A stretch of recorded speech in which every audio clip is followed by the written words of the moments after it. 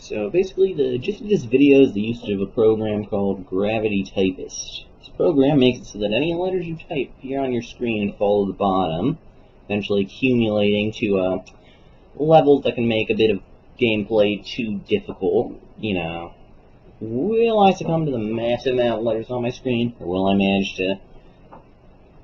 I don't know what the goal is, man. But will I do well? That's the question. Guess we'll have to find out.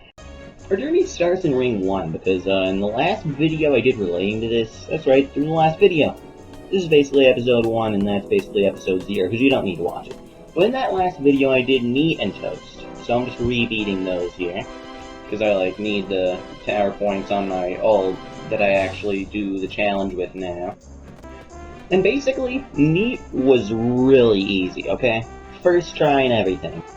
And also, another quirk of this challenge you might notice later in the video is that the program basically makes it so if you do shift lock or right click, as soon as you let go of right click or you stop doing shift lock, it moves your cursor to where it would have been had you not done those things but kept doing the same mouse movements. It's weird.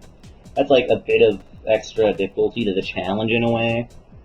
I was so confident that this run was going to go well that when I saw somebody in the in-game chat say that Tower of Rage was remorseless, I had to, cyberbully them a little.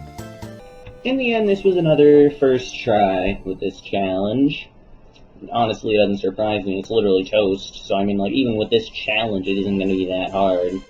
I decided to actually unlock the Forgotten Ridge with Gravity Typist because why not? With how long this tram takes, I spent a really long, just the entire ride on the tram.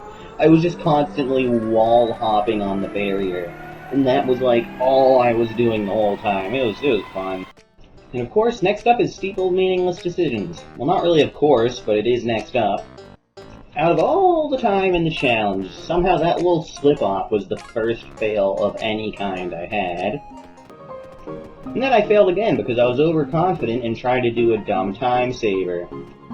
And then I failed again because I was overconfident again and tried to do dumb time saver again. Yeah, fails are extra punishing with this challenge because it can get you way more keys accumulating on your screen. Now, I was actively weighing whether to try and do the challenge or just to win now.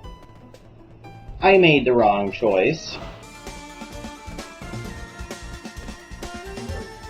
I made a severe and continuous lapse in my judgment, and I don't expect to be OMG, Steeple of Meaningless Decisions! Yeah, I forced myself to play with all the keys from before as punishment, but I still won anyway.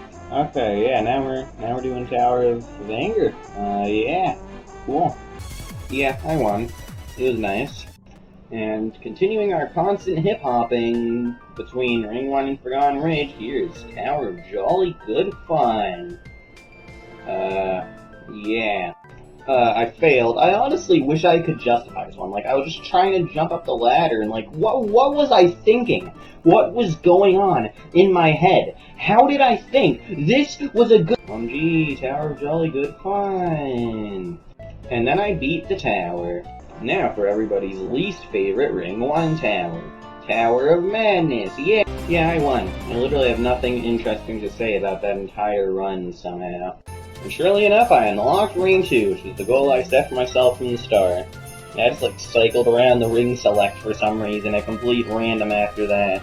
After I just realized in just sheer joy that I finally unlocked Ring 2. Oh my gosh, wow, zones! I might eventually do a video on this, but the towers might be a bit too long. Another beginning, I tried to do it with this challenge in the last video, but it didn't go well. It didn't go well.